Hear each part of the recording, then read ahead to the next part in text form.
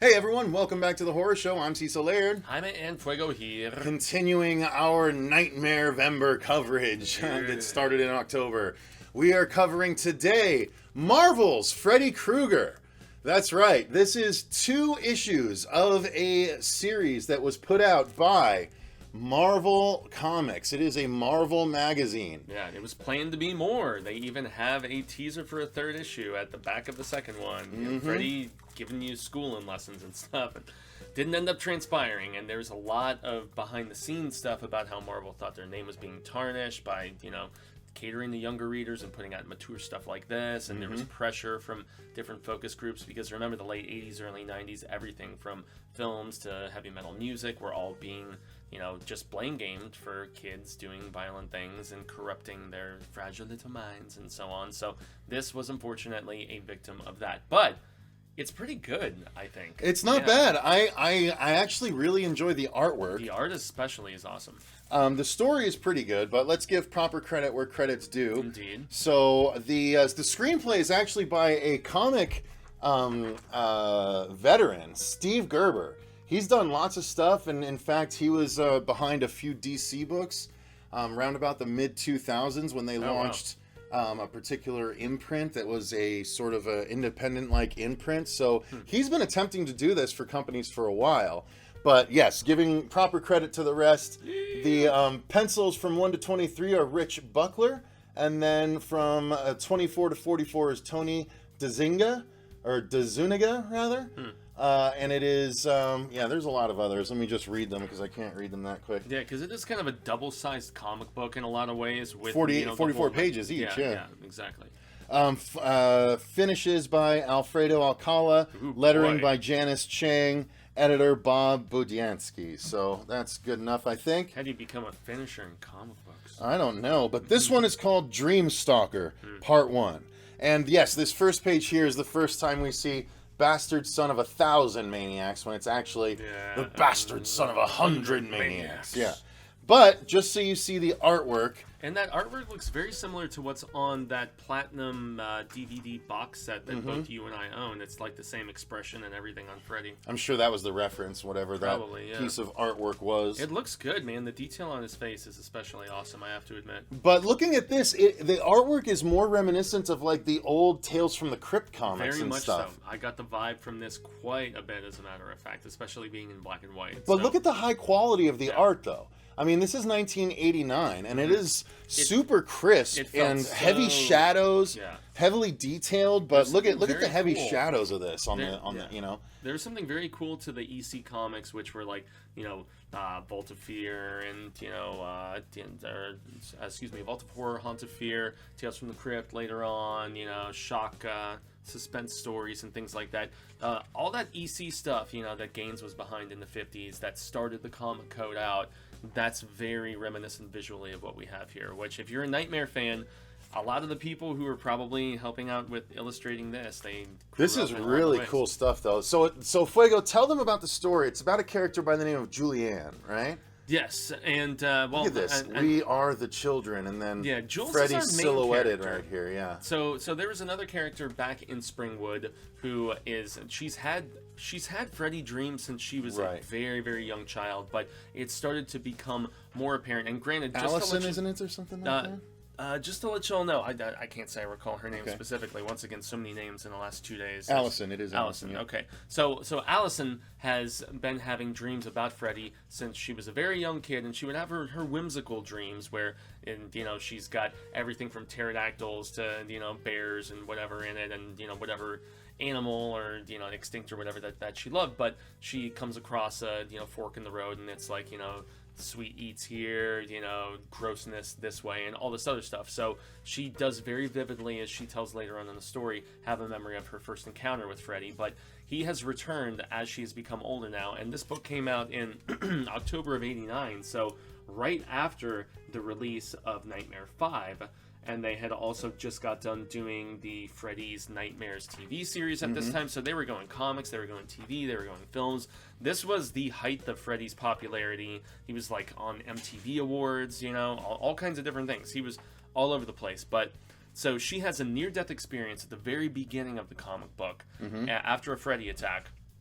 And then we cross-reference this girl who was originally parented by some of the killers of Freddy, like the original killers. And then right after they, burned him up, they took her and they moved to New York. And so when we meet her character, she's leaving New York City. She even has a boyfriend there that she's like saying goodbye to. And he's like, well, if you need to see the man of your dreams, you know where to find him. And it's like a silly little line, but it fits perfectly in this, with all the play on words and whatnot. So she is also a psychiatrist, psychologist, studying mental health and, dream things and whatnot. And she just feels this drawing back to Springwood for whatever reason, and she goes back there and in turn meets our character of Allison, right? And they kind of are able to give just talents and skills and abilities to each other to some degree, because of the fact that Allison doesn't really know who Freddy is and has never really figured it out. He's toyed with her over the years, and then the emergence of our psychiatrist lady, coming back to Springwood and everything, and coming at one point in interaction, there are some references to everything in Nightmare 3 and the facility as well. I think it's more so in the second issue. Agreed. If I remember, because it starts towards the end of the first issue when you see this collection of medical, quote-unquote, professionals. Yeah. And how they're deciding whether or not to accept Julianne as a part of their staff because she's a woman. Exactly. Yeah, so ridiculous. But also Jules is familiar with hypnosome, which is the drug which was used in 3, and she gives it to Allison to allow her to get some sleep, allow her body to recharge to a degree so they can kind of plot their going after Freddy. And yet the story artwork, though. the two parts, it's great artwork in this. That was the one thing as I was reading it earlier this morning that it just really struck me as it's not. It feels very classic comic booky compared to the Avatar press stuff that I read later in the day, and or at least I was looking back at it. I read it earlier this week, but I was at least refreshing with the artwork and the despondent difference between the two takes. Very, very different in the gore category, and there's something classy to the black and white, which I really, really appreciate. And at the end they try and take the fight to Freddy, and It kind of turns into this where they have to now... I love that that one. There you go. I love that drawing. The detail on the face, it's gross and really awesome looking. And that's how the first issue ends, you guys. Yeah. And so they have this friendship that they've, gotten together over. It's the same dynamic I was talking about in one of our movie reviews about the fact that there's like the master and the apprentice. There's like the slightly older lady. There's Maggie and Tracy in 6. There's Kristen and Alice in 4, and then in 3 we have Nancy and Kristen. Yeah. So it's all about the one who's more knowledgeable about Freddy. Pin up on the first cover here. That's pretty cool. Very cool. And there's a great one on the back too. It's Sam Keith. Oh, is there? Sam Keith, I want to say. Oh crap! I didn't even know that was there. That one's cool. Holy crap! I've never even seen that. That is Sam Keith. If you didn't know, Sam Keith is a major artist, and he's currently in the middle of doing a Batman Max crossover that needs to have the last 2 issues. He was the creator of the Max. He was he created the Max. He was an image guy. Yeah, absolutely. Yeah, part of that core that was like Jim Lee and Tony Daniel and McFarlane and all those guys. So the same creative team, and it picks up right where it leaves off with them stuck in Freddy's brain, and also having to escape. Yeah, and also to let you guys know, this story, this 2-parter, is called Dream Stalkers, and it's basically about the fact that at a young age, inadvertently, some children can learn how to control their dreams and self-manifest and all that different stuff. And in fact, Jules consults this woman in Mexico at one point in the story who has written like all kinds of different dissertations and papers and books and stuff about the whole dream stalker. She coined the phrase kind of, and it's about just, I don't know. At one point, Jules is hoping she can get Allison down there to get her some information about it. Look at this cool stuff, though. Look at Freddy and his claw, and then there's a fireball and an attack. Like, it's so awesome. It's such good, detailed artwork. I mean, it's also the Dream Warrior aspect, and the fact that when Jules finally gets Allison in there to like be herself and be powerful, she creates her own persona, just like many of the other characters in the later entries of Nightmare, whether it's our comic book dude in 5 or whether it's various characters in 3. It carries over that just cool mind over matter within the dream if you can control it enough sort of aspect. And I forgot about this. This two-sided or two. Yeah, the splash page is what they call it. Yeah. Okay. So there's a splash page. At one point, Allison visits this dream world, and it's a dream world that she's not familiar with, and she sees a signpost. It's a flashback to her as a kid. Oh, where, right, yeah. She brought him in. Indeed, she sees a signpost, and one of them says it's to this place, this defunct town. Yeah, that's what I couldn't remember. It's right here. It's called the Hideosity Bar and Grill. The signpost is for grossness. Yeah. So you can see she sees this signpost, and she sees one for grossness. So she heads that way just out of morbid curiosity, and she ends up at this no more what is it? What's the Star Wars? No more scum and villainy. No more hideous den. No more hideous den of scum and villainy than this, or something like that. Okay, very much so from this splash that you guys Look see. at Check this. it out. It's so detailed and so dope looking. All the creatures and evil things that that inhabit this bar. And even look, there's an engine block up top just hanging there for no reason. God, what does that look like? A dipping bird? That looks kind of like one of those weird dipping bird things, but I'm super glad Freddy that just chilling, having a drink. I'm super glad that I own these two, because I own them, and I will be very candid. I never looked at them. I never looked at them until now either. They sat on my shelf of comics for quite a while. I don't think I would have appreciated them until now, though, honestly. You have to be just knee deep in all of the references and all of the, dare I say, expanded, Nightmare on Elm Street universe, but it's really there. They tried with comics and with, various other bits. And man, I wish I could watch the first episode of I forgot that this happened. That was a surprise. Yeah. I was like, ooh, damn, stakes. Yeah. High stakes. I very much wish I could watch the original episode of the Nightmares TV series, because it's all about the trial. Mm-hmm. And I'm sure it's bootlegged on the internet somewhere if there's a way to obtain it. I have the Freddy's Nightmares. Do you? Yeah. They've never been officially released. No, they're a bootleg copy. They're bootleg, okay. You got them at a convention. There you go. This is a very Dream Warriors-esque kind of thing, too, where Allison has created a bunch of personalities for herself that are really cool in order to try and fight Freddy. And again, this is in 1989, well before we had the T-1000 and knife blades and stuff like that. So it shows the originality of the creators and just working within this space of Freddy and all of his little nuances and craziness. Even swimming. But there's a lot of really cool stuff here, even. Yeah, it won't make sense out of context, but it's still really cool artwork that you see. Mm-hmm. So yeah, it's Freddy versus Allison and Jules. And she does kind of get in costume at the very end of it, remember? Indeed. Which is a little cheesier. But it is a little bit cheesier, but it's kind of funny. It ends up being another spot where I saw the... So this is another spot where this book has... This book has serious parallels with both 5 and 6. Mm-hmm. And it comes after 5 but before 6, and you can see where they cherry pick tiny little bits of ideas here and there. They did not maintain the consistency of Freddy's backstory, which we get in this, because of the fact that Jules, on her way back from New York, she has done tons of Freddy research.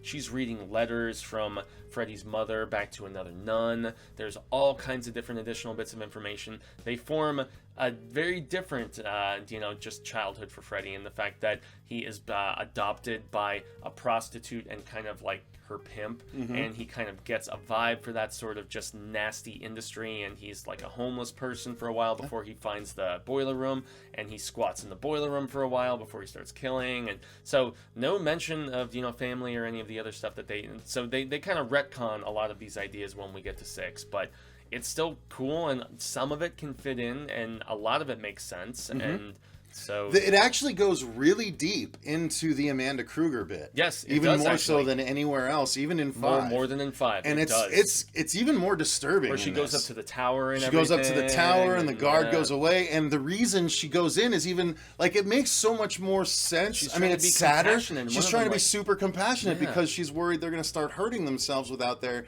medication, and so she goes in, and then it's just her compassion is just what does her in. One of them kisses her, she gets thrown down, they pounce on her. They pounce on her, and she's literally assaulted numerous times over about 3 or 4 days over a long weekend. And they it's don't just find horrible. her until days later. It's really, just really terrible. Bad. And speaking of the issue that Fuego mentioned that they did right there. solicit, there was Next issue, Freddy teaches you a lesson you'll never forget. That I would have liked to see that issue, Yeah, but there were stories that submitted never came out by 2 authors, one of which was Peter David, of all people. Yep. And it just and they he actually canceled it. He even says that there was an edition of that said that years later Peter David admitted that he didn't like his story anyway, so he's glad it never came out. Yeah.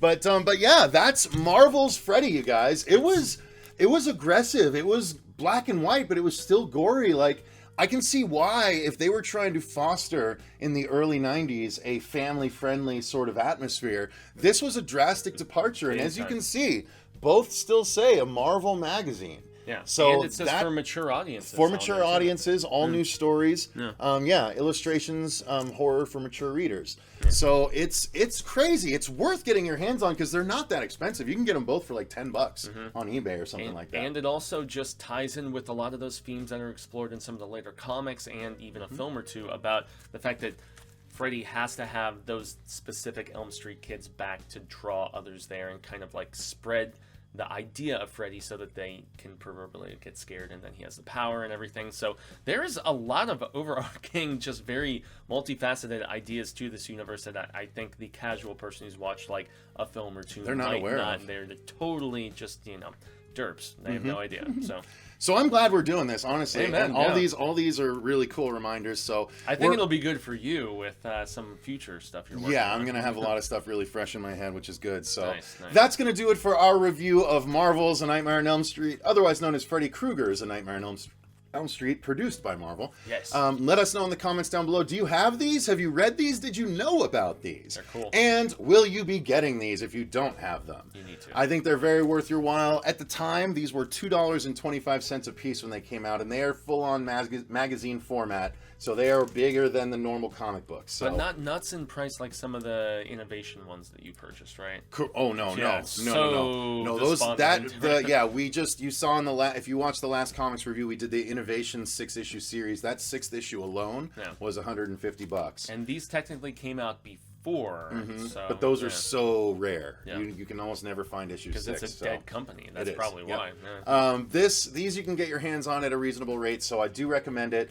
Thank you guys very much for watching. If you didn't know, we're covering all things Nightmare this month because we are currently running a crowdfunding campaign on Indiegogo to raise funds for a fan film called Dylan's New Nightmare. It is a sequel to Wes Craven's New Nightmare, taking place 25 years later, unofficial of course, but Miko Hughes is set to return playing Dylan Porter. It's really exciting, and the trailer is available now. The link is in the top of the description box if you want to go check out the campaign, and even if you can't contribute, please share it out because the more people that know about it, the better, and the more money we can raise and make a better fan film for you guys. So thank you very much for watching. If you enjoyed the video, click the like button and subscribe. Hit that notification bell if you don't want to miss any videos going forward. Thank you very much to our patrons as well. We couldn't do it without your support, but until next time, I've been Cecil Laird. Gracias, I've been Jaime Fuego. And remember, stay scared.